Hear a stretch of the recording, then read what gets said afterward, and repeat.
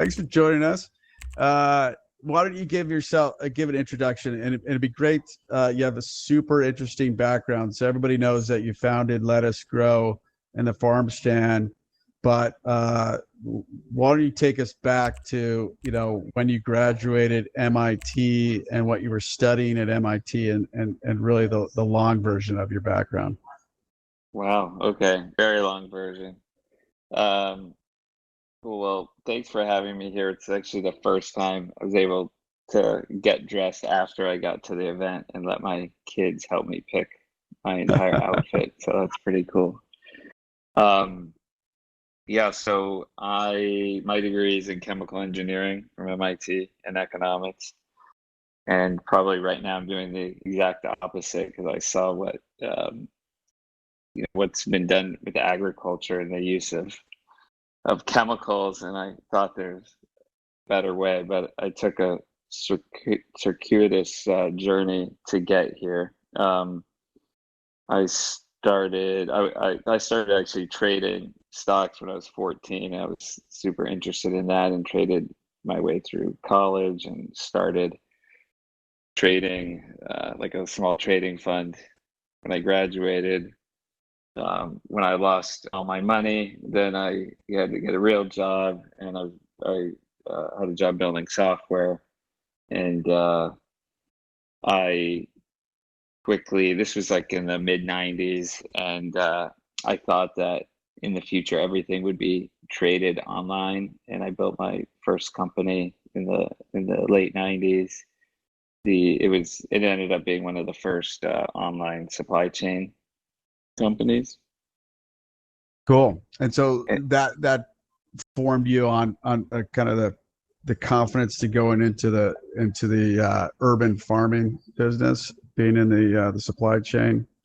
Yeah, I mean, I think it was probably, when I started that business, I was 25 years old, and it was crazy. I was just very naive, and I believed I could do anything, and that gave me the confidence to go to build that business. And we raised a ton of money, and we, hired a lot of people, and were, I think pretty successful.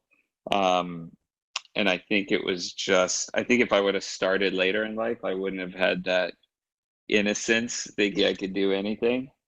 And, just by going for it, I think seeing that success, giving me that feeling, every other time I've seen an opportunity, I thought this doesn't make sense, we should fix it.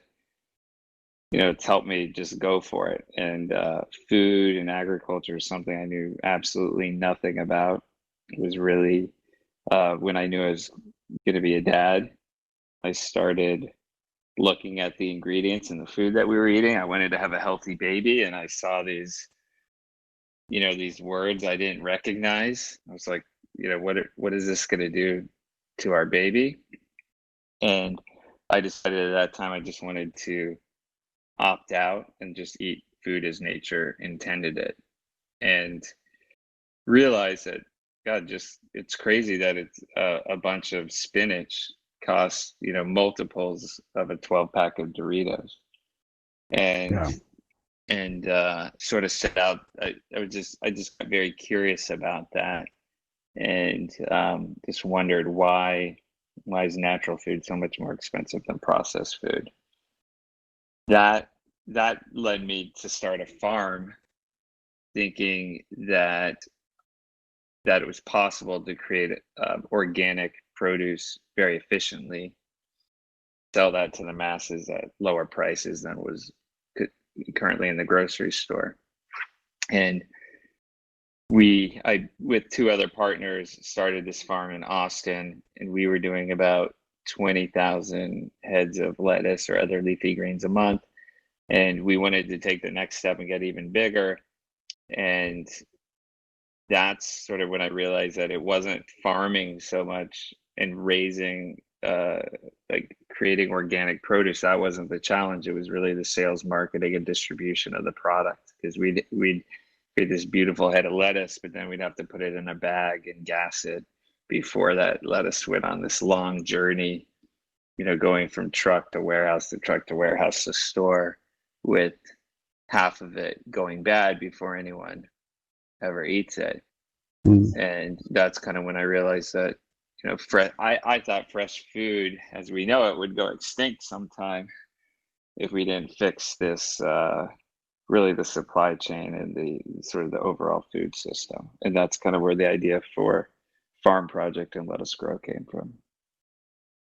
It's awesome. Do you still have the farm, or do you focus really on the sustainable urban verticalized farming project within Let Us Grow? Yeah, so that farm became a seedling production farm for Let Us Grow. Cool. So for folks in the audience, the way that Let Us Grow works, and you can see on the presentation screens, the website behind us, is that you can you order the verticalized farm stand. I got a picture of that on the side wall there at the auditorium, and you can have different sizes that you can purchase, and then you order through the app, a mobile app, the seedlings, and the seedlings arrive in a little container and in a box, and they get shipped from this farm in Texas now, I'm learning, and you basically plant it, and automatically the farm stand feeds your roots with a water pump in the system. And because at the same time that we bought a Let Us Grow stand and we were doing our backyard farm project, we also planted just sort of regular in the dirt kind of plants, similar plants, carrots and radishes. And within like 30 days we were getting yield with Let Us Grow. We're still waiting for yield on some of the other things we planted, because the nature, right, of hydroponic is that it really optimizes the growth for the plant in like a phenomenal way, so that we're like on our second and third yields of vegetables when we started this project 90 days ago because of the hydroponic system. Yeah, definitely. I think there's a high degree of reliability and predictability, and that's one of the tough things about growing is knowing what variety is going to work best for you, like where you live in that particular month. And that's where we take that issue out of the equation. So our customers tell us where they live, what they like to eat, and then at our farms we germinate the plants and we raise them for 2 to 3 weeks. And at 2 to 3 weeks, it's like this magic age where if they get to 2 weeks, they're pretty much going to thrive. But they could also be put in a box for 1 to 2 days, dark box, and they'll make it through that experience. So we raise the plants for 2 weeks. We send them out as living plants, and then our growers just open the box, put them in the farm stand, and they go. And you've got a reliable yield that's going to come out of it. And we've also grown the plant for the first 2 weeks, on top of the fact that hydroponics plants grow 30% faster. So you can really get a yield in the summer now in 2.5 weeks versus 6 to 8 weeks starting from scratch. Yeah, I have to say, it's incredibly gratifying as someone who doesn't have a green thumb like myself. I'm very good at killing organic plants and things that grow. And it's so satisfying because during this time where it's really was hard to get hands on good on any produce, and I guess we're a little bit a lot privileged where our challenges during COVID-19 was keeping people safe, but also keeping 3 kids entertained between the ages of 9 and 13. And it was really about sort of the level of stir crazy we're afraid of. And we were extra careful about the quarantine because of one of my kids has a severe asthma challenges. So we were like extra careful. We went into quarantine like 10 days early. We had stocked up on food and so forth. And so it really came that this was like opportunistic, but we discovered the farm stand, and then like the satisfaction of seeing how fast it grows, and like literally walking out the backyard, checking out the the what's growing and the progress. And my daughter, who's 9 years old, like just really kind of owns it. She's out there inspecting the all the different seedlings and what's growing. My wife loves it, and then what we're getting is like fantastic, delicious salads, that frankly, like I've never tasted them to be as good. Part of that, I think, is satisfaction of growing it yourself. There's that satisfaction of, you're going to enjoy things that you've put some sweat equity into. But the other thing is that we've now got fresh mint and cilantro and little seasonings that are add so much flavor to just kind of a normal kind of salad. It's really better than kind of restaurant version salad, which is fantastic. Um, so with the impact of COVID-19, obviously you had this operation put together. I think you launched in like 2017, maybe 3 years ago for That's Let Us when Go. we formed the company, but the products we just started shipping them last May, so just over a year ago. Okay, so a year ago, what has COVID-19 done in terms of the demand, and how has it affected the organization? Yeah, I mean it's had a profound effect. When I started the company, thought there would be no problem raising money for it. I've been successful with a couple other startups, had great exits, and had a good VC Rolodex. And the typical sort of VC is like, "What's wrong with going to Whole Foods?" They just didn't get it. And COVID happens, and my phone, I mean, it's always blowing up, but it was blowing up a lot more than usual. Hey, can I get one of those? Do you still have that? And I think that, it's always been our values that, we care about our health and our family, and we also care about the environment. But, and I say that there's still more deaths every day from diabetes and heart disease, other sort of diet related issues. But COVID comes along, and it's this acute thing that really forces an immediate, I think, readjustment of the value system, or just a focusing on that. And you see, it becomes number one priority to, nurture your family, and to, know who's touched your food, and to, not go to the stores if you don't need to. So I had predicted a, fivefold increase in sales, and it was more like 12x. And still, Wow. running incredibly strong. Just July 5th was a record sales day for us, and we did more sales on that one day than all of July last year.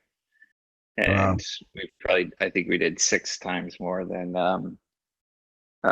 Black Friday last year, which was our then, biggest sales day. So there's been a very big surge. We're in all 50 states now, which is surprising for me, but it's everywhere. And I've completely transitioned from trying to tell everyone why they need, fresh food, and why they should grow it themselves, to almost 100% focus on supply chain issues, and making sure that we have enough product, and that our workers are safe. And I mentioned that we had a farm in Austin. We had another farm in downtown LA. It was on the roof of the LA Mission, which is the largest homeless shelter. Because our model too is, for every 10 units we sell, we give one to a school or an underserved community. Hmm.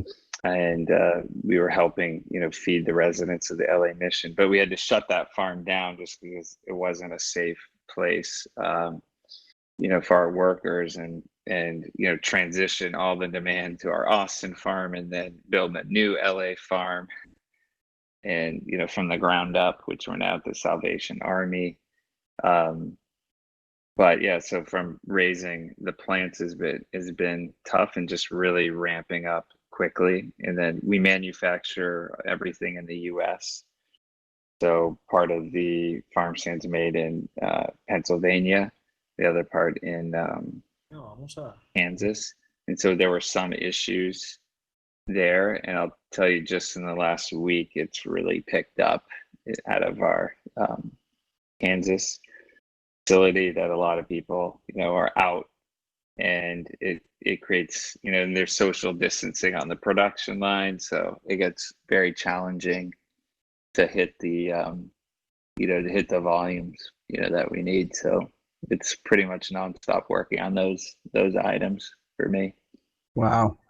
Well, it's nice that you don't have to market it and sell it anymore, but new operational challenges popping up. I had no idea that you donate a farm stand for every 10 that you sell. That's really cool. I never noticed that from your from your website. So you guys are very humble, in that it's not obvious that it's one of the things that you guys are giving back to the community on.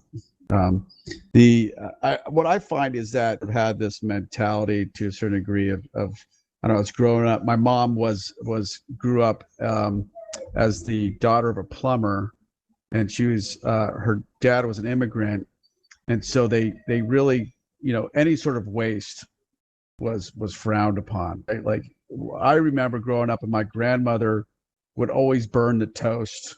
She never knew how to toast, and my vivid memory is my grandfather being forced to eat burnt toast all the time because she wouldn't let a piece of toast go to waste.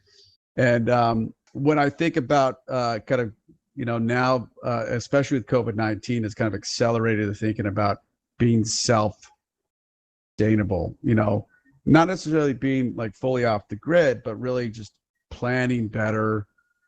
My two sons and my daughter are Cub Scouts and Boy Scouts. So been thinking, we do a lot of camping, and we think about sort of, how to be prepared. And I see sort of the farm stand of Let Us Grow as a way to, just be better prepared, better self-sufficient, and also learning, a new skill, and the skill is, how to make something survive and thrive when you need to do it. So like the learning lesson, hopefully for our family, is, when shit hits the fan, know how to do things yourself. And I think that's like one of the life lessons that Let Us Grow stand has brought, helped us to kind of bring to the family during a crisis, turning it hopefully into an opportunity there where the family grows and reaches out. What sort of like operational advice, would you give anybody who's running a team that is growing, so rapidly with so many challenges and growing pains? Like as the CEO, as the head of the team, what is the advice that you would give yourself, 100 days ago, when this started, looking back? I was hoping there'd be somebody here who could give me that advice.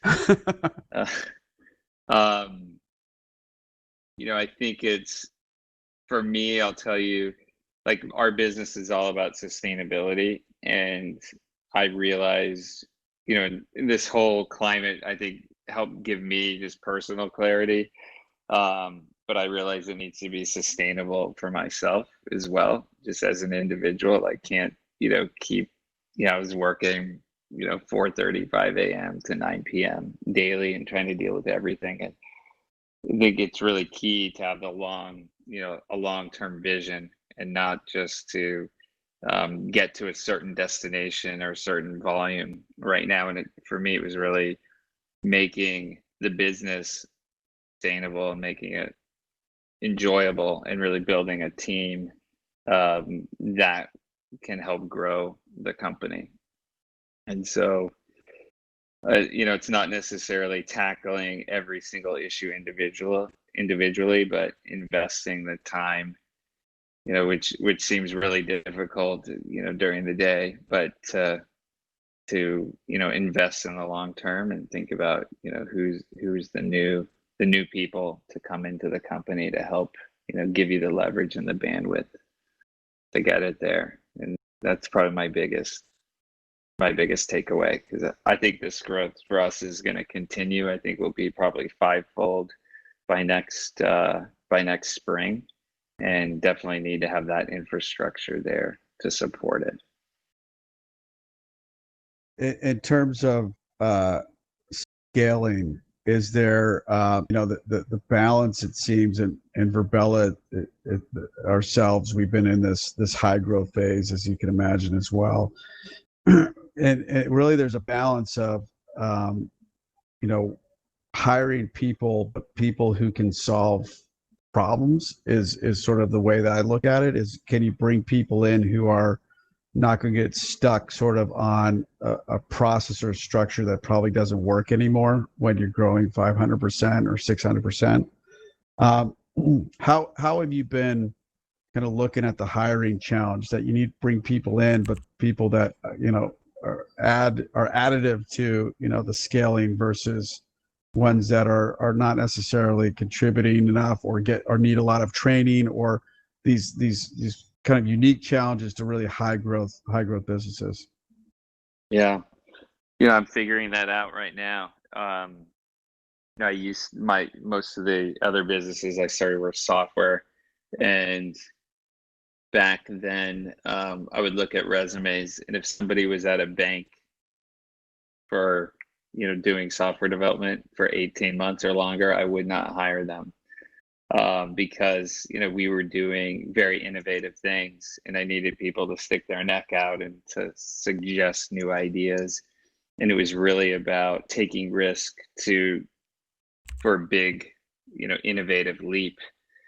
And the bank is all about not breaking anything. Yeah. And so I've learned, here and there, these little things on these, particular roles, like what type of people you need. But generally, and I think as the company is growing, it's almost like we need different skills. So at first you need, people that are more generalists, that have that are okay with chaos, with uncertainty, with things changing every week or every couple of weeks. But then over time, you need people who are more, specialists, and they're overseeing one particular function. And I think when I first started the company, I started it with a bigger team, thinking that we'd have all these different divisions, and like head of marketing, head of finance, head of ops. But the company wasn't defined enough for that, infrastructure to work, because it was just constantly changing. But now we're at the point where we can have that, where it's been fleshed out and sort of defined enough, and now I need those people. So it's really, I think it's like a constantly changing type of thing, and it's looking at where the company is and what type of talent you need at that time. I think that's so true. I mean, we when we're recruiting, we're basically telling folks that what I'm asking you to do today will probably be different than what you'll be asked to do 90 days from today, because in those high growth environments, as it just you break processes very quickly, so you need to fix them and have people adjust, and the opportunity is fantastic there, of course, as well, for folks who want to wear multiple hats over a short period of time and look at opportunities to elevate into managerial roles. When I look at kind of hiring for folks in a high growth startup, it's or any high growth business, it's about, you know, what type of environment do you prefer? What type of culture do you prefer? Do you like, you know, sort of steady state? Do you like structure? Do you like processes? Do you like things not changing very often? And clearly those are sorts of questions where you find out very quickly whether they're going to fit into, you know, a Let Us Grow team or a Virbela team based on their answers. So that's terrific. In terms of, you mentioned the future, you still see the growth happening. Are you seeing the growth from particular areas in terms of, is it coming from like the cities, or are you seeing it from rural areas just because suburbia wants the same thing? I'm just curious about some of the trends or where you're seeing the demand coming from across the country. It's exciting to see it's coming from everywhere. But there's pockets, and it's interesting. I was living in Manhattan Beach, California when we launched the business, and that zip code I think is our third biggest, pocket. And so I think it's just when there's so many, there's a certain density when your neighbors have it, or you could go on a walk and see it, 3 or 4 times. I think that's what gives people the confidence, pull the trigger themselves. Yeah. So I'm seeing that, it takes a while, it'll take a while to get somewhere, and then you'll just start, see one, maybe a month later, another sale, a month later, another, and then all of a sudden you start seeing, more pop in. So, and again, as I mentioned, I'm almost entirely focused on production and operations, so I haven't spent as much time looking at all the sales and marketing data as I used to. I used to just spend, all my time on that, and now it's, there was a time when I was almost cursing the new sales coming in, which you should never do. But Right. I was just like, how are we gonna do this? So, but yeah, it's pretty much throughout the U.S. and it works just really well. Our return rate is less than 0.25%. So, and then our system is a modular system. So at any point you can add another level and grow 6 more plants. And the percent of upgrades versus new sales is like 20%. So, every month, 20% of our orders are just from existing customers wanting to grow more. So that's a very, very good sign. I wanted to just make a point. You were talking about, waste and the sustainability and things. And I think that, why I started the company was all about sustainability. And I didn't mention though, but growing with the farm stand, we use 95% less water, and also the material that we use ocean-bound plastics, so we get milk jugs that would have gone into the ocean. We recycle those to make it, and I think we've saved, like, all of our growers, we've rescued almost like 500,000 milk jugs from the ocean, and saved like 15 million gallons of water. And that's really, why that was the impact I wanted to make. But what keeps me going is creating little farmers out of everyone. And that's, like looking at waste, I'll take my farm stand apart and put it back together and show people how it works. And every once in a while I forget to plug it back in, and then 12 hours, 24 hours later, like, all the plants look like they're dead. And it almost makes me want to cry. And but then you plug it back in. If you plug it back in within 24 hours, they'll all come back to life, which is cool. But anytime I harvest something, whether I harvest it or I go to the grocery store and get it, like, I do not want it to go to waste, because I'm aware of what went into it. And you see a bug on your lettuce and you decide, am I okay with that bug? Should I flick it off, or do I need to put, something on it? And it makes you think about, the environment. It makes you think about yourself, and it's not just a decision that you're making. You're indirectly making that decision when you buy produce from the grocery store, and someone else is making it on your behalf. And I think it makes people think about all of those things, and it gives Yeah. them this connected feeling. And that's just incredibly rewarding for me, way beyond all the numbers, is just, giving people that experience. One of the things that we try to, and I'm not a very good practicer of this philosophy, but my wife is very good at telling our kids that it's about the journey and not the destination, which is, enjoying the process.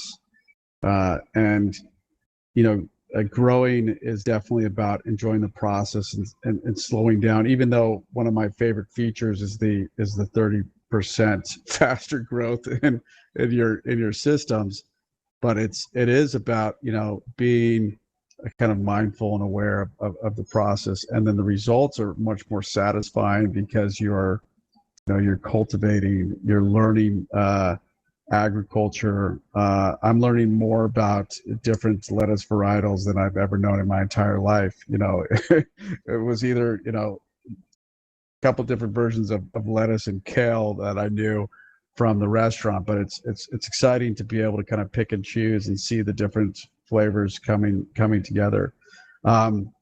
We got a few more minutes, and we'll wrap up. But you've got an incredibly eclectic background. Clearly, coming from MIT, from an engineering, I guess a chemical engineering degree and background. You're a smart dude. But what really is, kind of the philosophy that allows you to be entrepreneurial, that allow you to go out there and start businesses and change your career direction entirely? Was it just like confidence? Was it support from the family and the parents? Can you pinpoint that, or is it just being, are the rest of us just handicapped because we don't have a big enough brain to get into MIT? Yeah, I don't know if it had to do with MIT. I think it's all of the above, but I think it's confidence and passion and believing in yourself. I saw each of the companies I started, I saw something that I didn't think made sense. And I wanted to make, things better. And at first it was, I wanted to make an industry better. And now I want to make the world better. And I've heard a number of times is like, why hasn't someone done this before? Like with my last business. And I'm like, well, I'm doing it. We're doing it.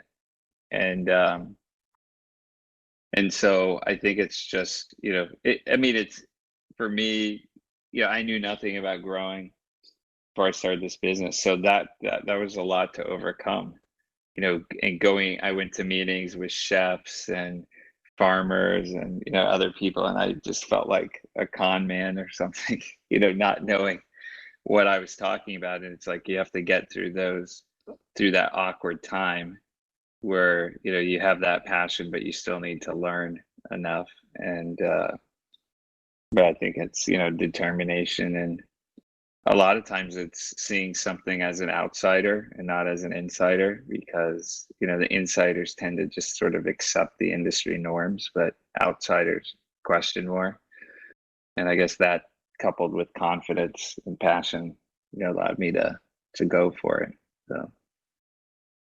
Awesome. Yeah, I think kind of the desire to see things different and new. I see that as common trait in entrepreneurs is not be accepting of the the status quo. That there's got to be kind of a better way. And then having confidence and the risk taking to take it. I think I think I have a much different mentality now that I've got 3 kids, a dog, a mortgage, and a little bit different mindset about risk taking that I would take now.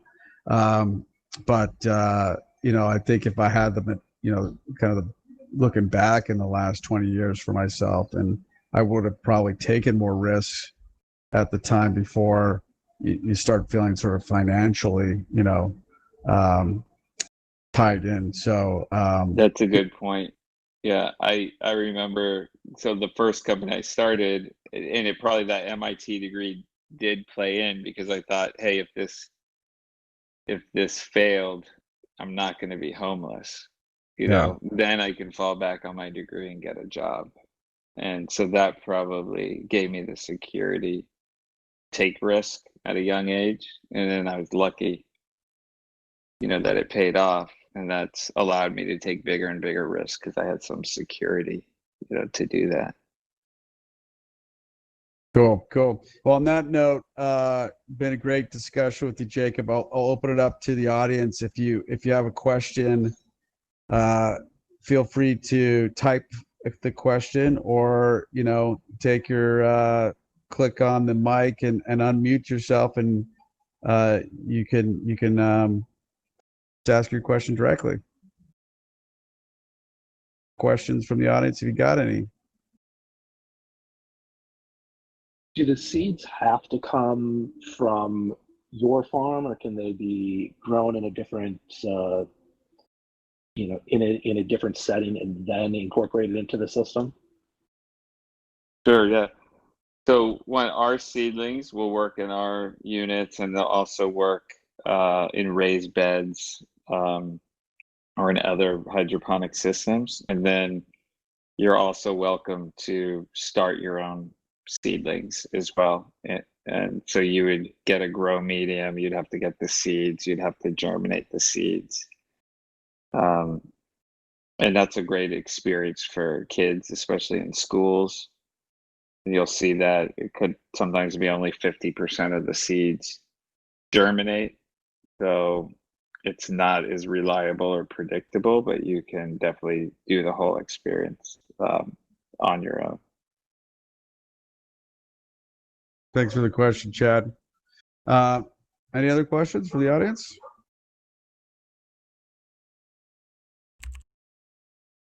Can schools apply to have one donated to their classrooms? Yes. Great. And I welcome that. We've donated so far to over 160 schools, and now the schools aren't open, so we have many more units we're waiting to donate. So I believe the email address for nominations is letusgive@letusgrow.com. Type that into here. Yeah, let us give. Looking at it. Let us give. Yep. Cool. Yep. Great question. Good to know. I know that got a couple of teachers in the family. My sister is a teacher up in Ventura, and we'll have to make the request. Yeah, my awesome. goal is to have a farm stand or some type of growing system in every single classroom in the country.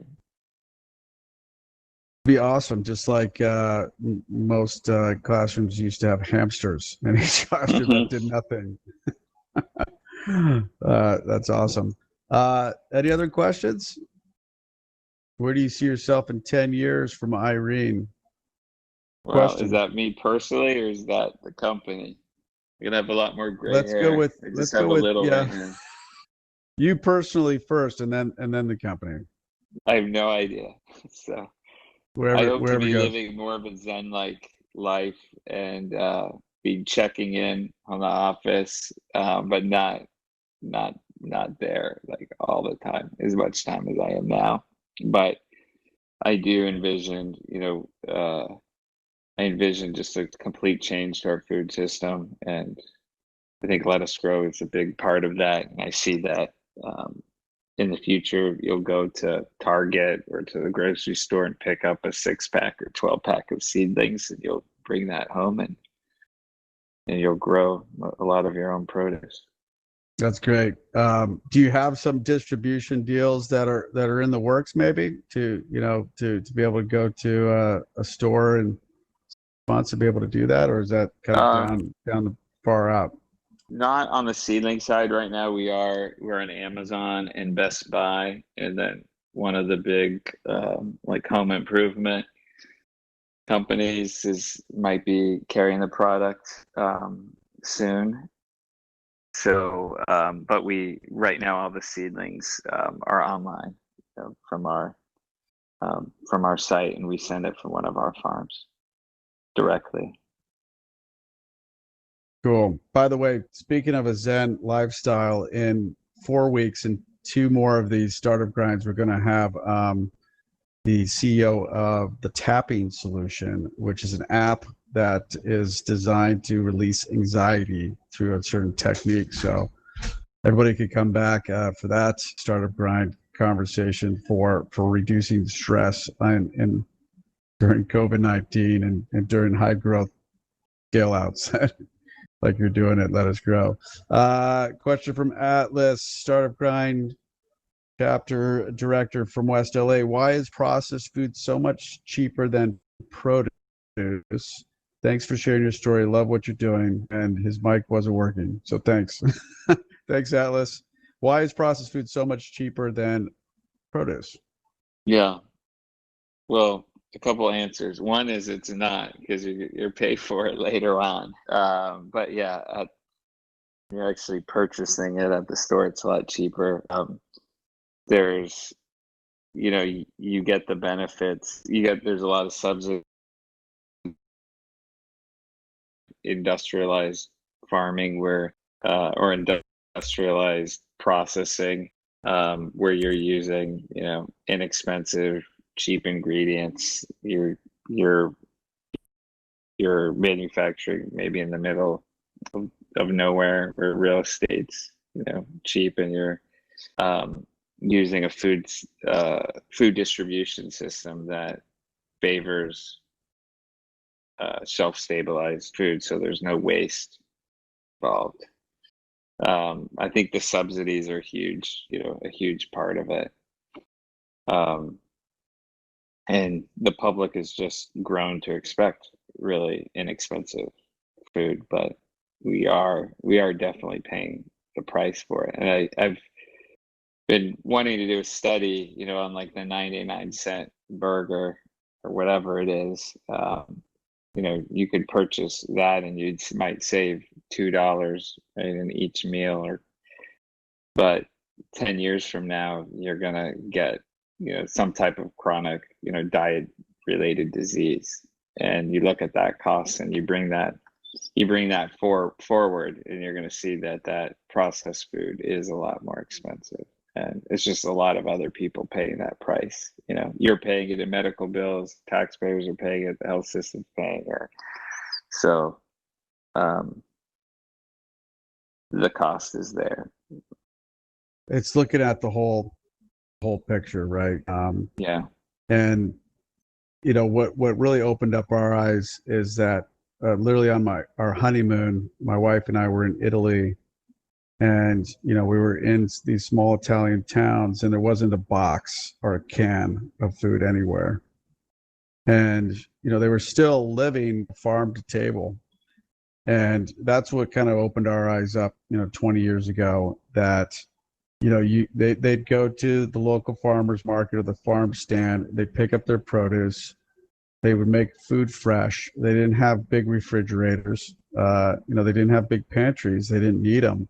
And the food was fantastic, of course. And so really for us, it was, it tastes so much different. And you get so used to kind of eating processed foods, which keeps adding sugars and more sugars. And that's why we have a diabetes problem and an overweight problem in the US, is that you get used to not thinking about what's in these products, but like what with the lettuce grow stand, it's like freshness of the taste of this coming right, out of your backyard is so much different, and you just kind of have to be woken up to it to a bit. There's and we're lucky that we can go out and buy a farm stand and kind of support that, the kind of the freshness. We also buy organic, and we started, these are trends we started. We stopped drinking sodas and looking for sugar and processed food. But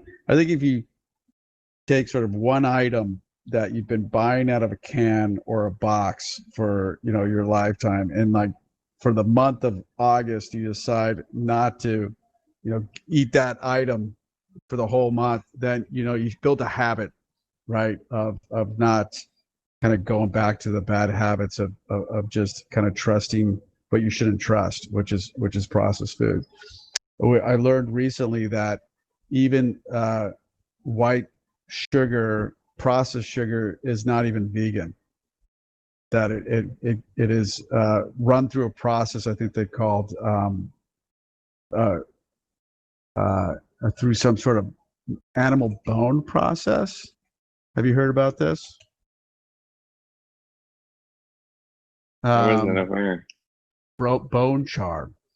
So most processed sugar is processed through bone char, and so you really it's not, it's just some processed reason for it that I don't even aware of, maybe to make it whiter or more consistent of a color or a result. So you've got all these reasons that are either for efficiency or cost or color or making something sweeter that are, seem like a good idea probably for somebody at the time, but is totally evolved kind of what, food should be like, which is, something fresh coming out of the ground, on your table. So, well, on that note, on the bone char note, something to look up on the internet.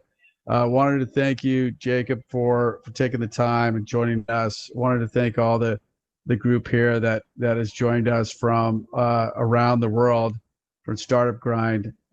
Is there do you want to dangle a discount code, or for people to contact you if they want to buy a farm stand after the event today?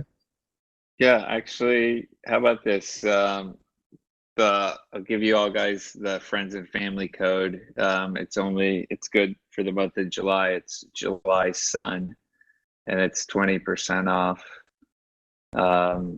your purchase. That's the biggest discount that we have. So please feel free to use that. And if you do have any questions, feel free to email me. I'm jacob@lettucegrow.com. We'd be happy to answer any questions and get you set up rolling. Thanks, Jacob. And that was July, JUL. Yeah. SUN. Yep. Just don't publish it. So. All right. Keep it to yourselves. Yeah. Yeah. We don't want to. We don't want to pull back on all the investment you need to make on growing out the supply chain. So, awesome. I see 26 people are still here, so I'll expect 26, but not 26 new orders. Yeah, exactly. Put a limitation. Well, thanks everybody. Thanks for there's a great Facebook community to join as well. Is Anna part of the family? She is. What part of her sister? Yeah. Well, welcome, Anna. Thanks for joining us. Cool. Well, thanks again, everybody. Join us in 2 weeks. Same time, same location. Invite your friends. We're going to have another talk with a terrific co-founder and executive from Event Farm, which isn't doing farming, but is farming events, and how they transitioned from real world events to virtual events in a matter of 30 days and really helped to save the business. So looking forward to seeing you all back here. Come on in anytime into Virbela Open Campus. You can just come and visit us in our offices and use the space. It's an open community for virtualized offices, and have a great evening. All right. Thank you, Craig. Thank you, everyone. Thank you.